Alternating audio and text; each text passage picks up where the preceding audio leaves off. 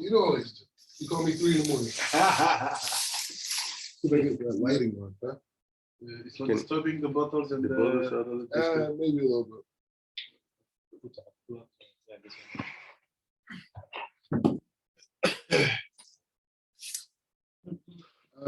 They say the best way to learn about, we're honoring the Rashach, Rabbi Shalom Sharabi. The best way to understand a teacher that left is through students. And I just want to talk a little bit about Rabbi Pinchas's response to Rav Kankunetsky, and but how it all ties in. I'm going to go a little deep. I'm going to go deep. So I just want to create a context, and then we're going to go really into what Rabbi Pinchas has created, which is in the Zechut of Rabbi Shalom Sharabi, in his yeshiva, Beit El, and his masters that educated him to be the person he is today. But along with that, I just want to create two very easy ideas to understand for people who are going to see this and people who are get. Okay, so like in America, we have this thing called this music form called hip hop. Right? And so hip hop originally started on the East Coast of America. It started on the East Coast of America, like in New York, and it was like a very it was like a party type of a music type of a thing. And so it became big. It developed a personality, different, Run DMC, like big people came out of it. And then as time went on, you had this thing, you had it expand, and it's now went to the West Coast, right? You had East Coast rap, West Coast rap, then eventually you had the South.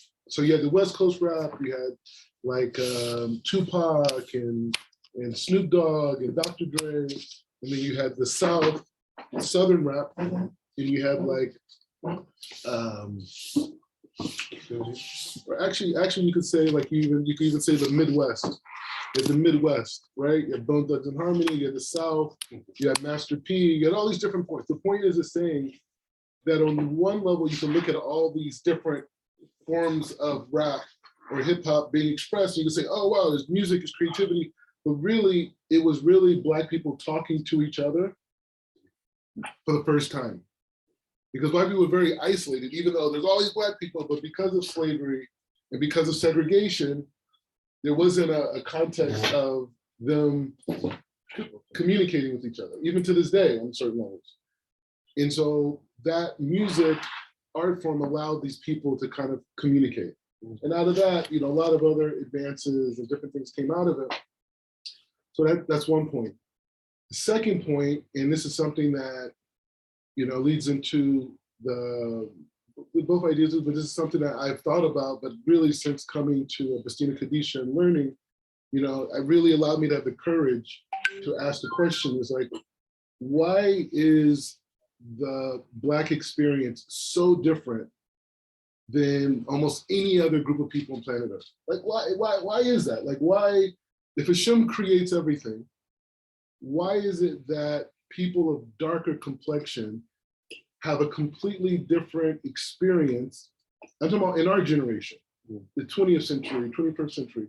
Why is that? Why is their experience different? And I think you could really kind of look at it in a clear way and say, in terms of African Americans, right? Because in Africa, everybody's dark. You know what I'm saying? You know what I mean? Like, so it's still a collective set of challenges and issues there that don't exist in Europe and other places like this. But at the same time, so, just being here and learning, it's just this idea of, the world having certain tikkunim that need to happen, and certain people decide, and this is from the Torah I wrote for Rabbi Shtai, that when people are in Shemayim, they in a way kind of, and I'm putting it in my terms, they in a way kind of have this conversation with Malakim, with Shem, however way you want to say it, where they decide to come back into this world, into a reality where they're going to have certain sets of challenges that they wouldn't have if they didn't have. And in fact, not only that, skin complexion itself represents a specific type of tikkun. Every shade that exists has a specific type of tikkun, right? So the point is saying that why is it that, like, say, for example, in America, why is the police brutality so hard on Black people? You know, like, why is this going on? Why do they put drugs in the community? It's not like Black people went out and cut deals with the Colombians and lobbied in politics that have weak borders to get the drugs over from Mexico. And we didn't do that. We didn't have sophistication for that. Why is it that guns were put in the community? Why is there images to make people hate each other? You say, okay, if you want to keep people suppressed, that's fine. But why such expansive, destructive dynamics being created? Why would Hashem allow that to happen? Why, in order for me to be successful as a man, I have to be 10 times better than the white guy? Why? Why can it be measure for measure? Why is that? Like, you see an African-American guy who made millions of dollars, don't look at that stam. He overcame so many things. He did so many dynamics to get to that point. When you see a Black rabbi, he went through so many different hoops and challenges, this, blah, blah, blah. You see these guys, they come into Christian missionaries. These guys are coming in, white guys coming in with a beard, they're doing bris milahs, they're writing sefer Torahs, nobody's even questioning it. A Black guy comes in here, oh, who are you? What are you doing? What's going on? Look, this is the Jewish community. Kavakama on the outside, right? They're just murdering people. They try to downplay it. Why is there so much suppression going on in the African regions? Why in places like Asia, they hate Black people? Why is all these things going on? Like, what's happening? Why did Hashem create a reality like this? It's the Beis Halevi, he talks about this idea.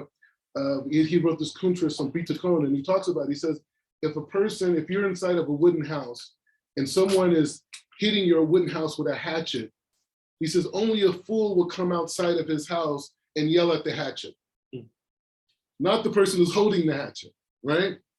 So the level of consciousness that we're in this reality is that we're in a consciousness where most people of color and both Black, white people, all people are looking at the hatchet. Oh, this guy's a KKK, or this person is racist, or this person. Okay, all that's true, but why did Hashem create that? What does Hashem want from me as a Black man that I have to be excellent in order just to survive? Let alone be successful. Forget about success. To survive, I have to walk a straight path. And the other guy, he doesn't have to do that. And they say it's harder. In this world, if you're looking at the world of just focusing on the hatchet, not the hand, it's harder on me. But if there's a hand that's forcing me to become this type of a person, to become excellent. If I go, like, I know these kids that I used to work with when I worked in the entertainment space, murdered, killed, oh, at a party, good kids. Why? I grew up with kids. I didn't grow up around a lot of African Americans growing up. Dude, kids got caught with drugs. The cops would take the drugs and say, go home. You know what I mean? Here, dude, they're taking the kids, they're taking the drugs, and then they'll drop you off in a rival gang's neighborhood. This is the police. So why? Why is that going on? And that pain of not being able to understand that, that's the tears. They talk about the tears of white women. But that's the Black man's tears, because even the Black woman, they'll let her in the room. They'll let the Black woman get the position of influence, work at the corporation, they'll let her do that because she can't build a community. She can't, maybe she could pay for her kids, whatever, the whole thing. We see single mothers in America. What can they do? It comes from the man. Homes and communities are built from men. So when you see this world of not having any answers as to why we have to suffer, this way, it's just like, it's a crazy thing. So with that being said, Rabbi Pinchas, he wrote a Pesach. And this Pesach, he explains why there's millions upon millions of people in Africa who feel connected to B'nai Israel. And how that started, way before, there was a period of the Tanaim. Way before Moshe came and maybe even spoke to Aaron about who he was supposed to be. When Moshe left and he became a king over Cush, which was that whole region, all those people fell underneath his Masorah. underneath his leadership. So no matter where he went, you guys make jokes about the president of Congo always being in Switzerland. He's still a president of Congo. So even though Moshe went to Egypt, those are still his subjects. They still kept his traditions. And so you have this situation where these people are directly connected to Moshe Rabbeinu, and then they have descendants that went all over the place. Some of them, like my ancestors, were in the transatlantic slave trade. Some people went to Europe. Some people went to the Middle East, different places like this. And so with Rabbi Pinchas has opened the door of this conversation as to why we have tears. I'm talking about Black men specifically, because we didn't know what we were supposed to uphold. We spend most of our time trying to imitate the white man. We try to imitate their ways. We want to dress like them. We want their wealth. We want their women. We want their neighborhoods. We want their positions. We want everything, because colonialism convinced the world that white people are a gateway to God. That was the whole concept of Jesus Christ, right? JC. That was the whole point, that we created a new God. We put a crown on that God. And in order for you to be saved, you got to go through us. This is the whole concept. Murdered millions of Jews for centuries over there just to get rid of the idea that there's an alternative. That's why there's anti-Semitism, because the world doesn't want to see alternative. They just want one Derek. So this whole conversation that we're opening up here is removing a curtain as to why Hashem created the world where the Black man has to be excellent or he dies. There's no alternative. There's no middle class. Either you're excellent or you die. And the best example of that is our Jewish brothers. Our Jewish brothers, our European Jewish brothers, our Arab Jewish brothers, they had to be excellent and survive, or they died. They were kicked out of everywhere. Get out of your house, leave. Leave your money, leave. 2 months, leave or you die. For what? So this whole conversation of starting, not from the secular stance of healing yourself. Oh, I need to heal. No, I just need to understand. Because the pain comes from a lack of understanding. We did not know that God says, no, you are still under the Rishus of Moshe Rabbeinu. So any of the violations inside of the Torah that you live by, I'm going to keep hitting you over and give you makot over and over and over and over again until you say, why? And when you say why, I'm going to give a solution. What Rabbi Pinchas has given us is the beginning of that solution for the whole world. That solution of why am I here in this world? Why is my skin like this? Because all we know is what colonialism has taught us. You go to the best universities, that's a colonialist institution. Harvard, Yale, Cambridge, Oxford, colonial institution, the same institutions that preach racism, that taught division. We're going to them for solutions to understand who I am? That's a joke. And then you have Blacks in America, you have them in Africa, you have them in all regions. We don't even talk to each other. We don't even know how to relate to each other. Gangster rap. East Coast, West Coast, South. People don't know how to talk to each other. But God made it in a way, they tried Pan-Africanism, this movement, that movement, you know, this leader, with Marcus Garvey, this guy, you guys, I'm sure you have a bunch of African leaders that you can name drop. None of them could pull it off. Why? Because if we're under the Rishus of Moshe Rabbeinu, the only thing that's going to connect us is the teachings of Moshe Rabbeinu. That's the only thing. We're all sitting here. I'm closer to you than any Black man in America. I'm closer to Benny than any Black man in America. And Ari. Why? Because of Moshe Rabbeinu's Torah. So in closing, I just feel like this is the new discussion of perfecting the world, of creating a new world for Mashiach to come into, is saying that the people who are holding by the lowest, just like Bnei Israel was in Mitzrayim, in terms of their standards, that same way that the people who are the lowest, the people who aren't even counted as human beings, the people who were murdered, the people whose mothers were raped, the people who have been stolen from resources, everything, that those people could see that all of this was to bring us to the point where we got in front of the Yam Suf and cried in front of Hashem and said, Hashem, save us. So with that being said, I'm very thankful to be learning Rabbi Pinchas, Rabbi Shalom Sharabi, and because of their teachings, I know what it is to be a Black man in 2022 now. Rabbi Mordechai, that was excellent. Todah, todah. So my boys out there, Jerry, we're working for the boys out there. Can I? No, being in India, you back in. Oh, Yeah. I always have a question when I'm in America. That the blacks don't see each other. They have money, they don't invest. They buy a Mercedes Benz, show the girls, and then one day you want to be high, get drugs, finito. Yeah. Are they afraid of ourselves, or are they afraid of the white person?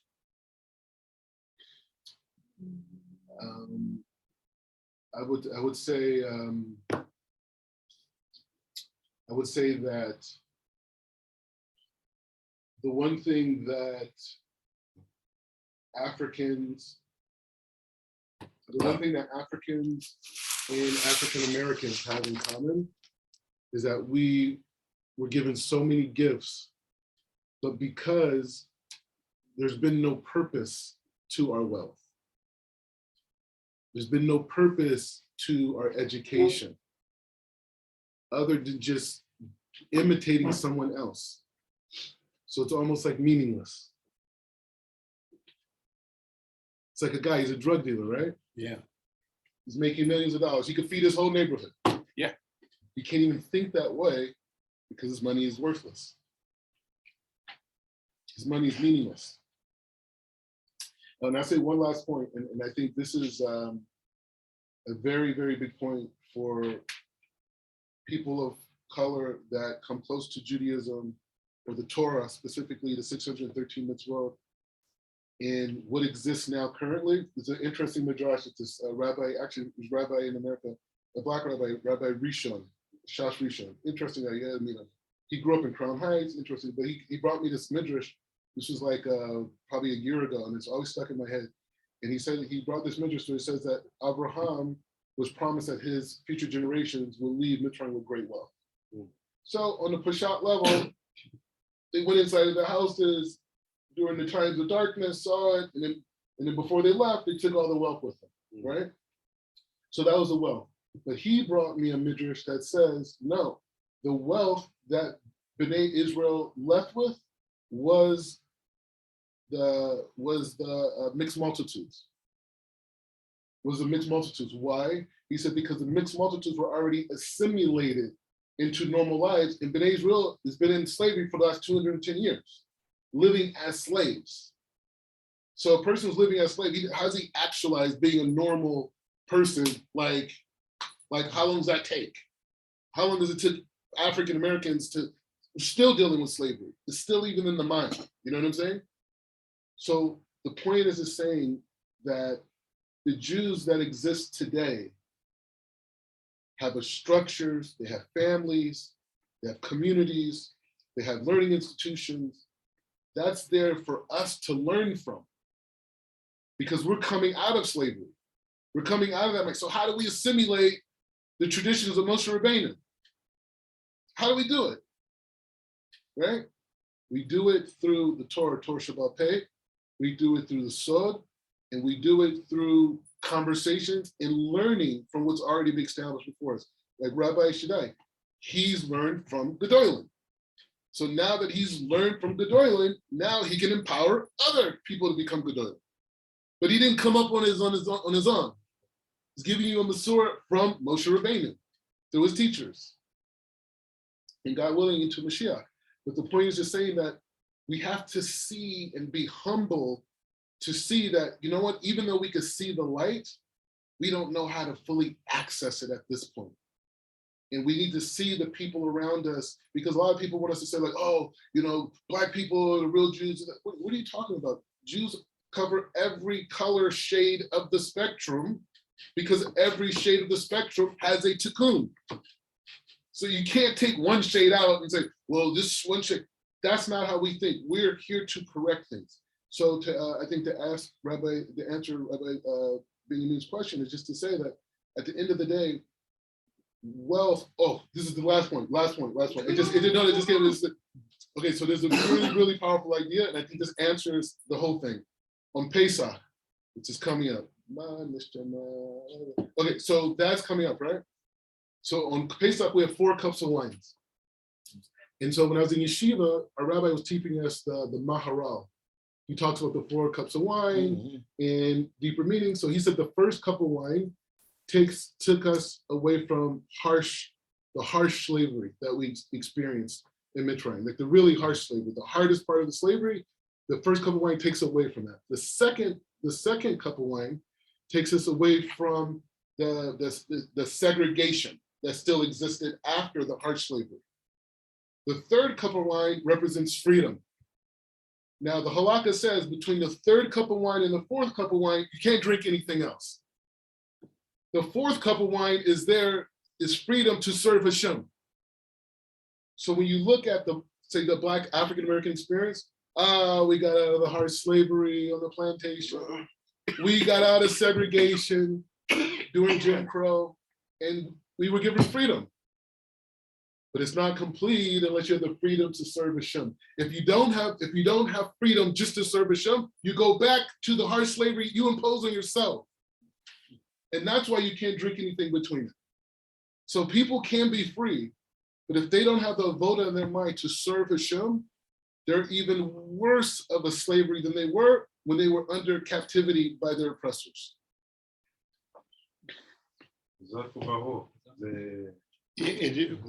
Education don't change nothing. The same as You cannot be educated by an institution that enslaved your ancestors. The only thing that can free you is these books, written by people of pure consciousness that were completely connected to God. There's no education. That's another colonialist idea. You want to be educated? Come to our building and put on our sweater and read our books and listen to our professors, and then we're going to give you a piece of paper and we're going to do a ceremony, and then now you're educated. And we're educated now. I'm educated. Why? Because the white man's office gave me a certificate. It's like being a Reformed Jew. It gave me a certificate. So there's no education really for anybody, but specifically for Black people. There's no education for them other than the Torah. Anything else is a farce. You could see ideas, like the rabbi said, you could talk to people and you get ideas, and I could read a book on science and physics and different things, but to think that knowledge is going to empower me to understand God, to be an Eved Hashem, it's not going to do that.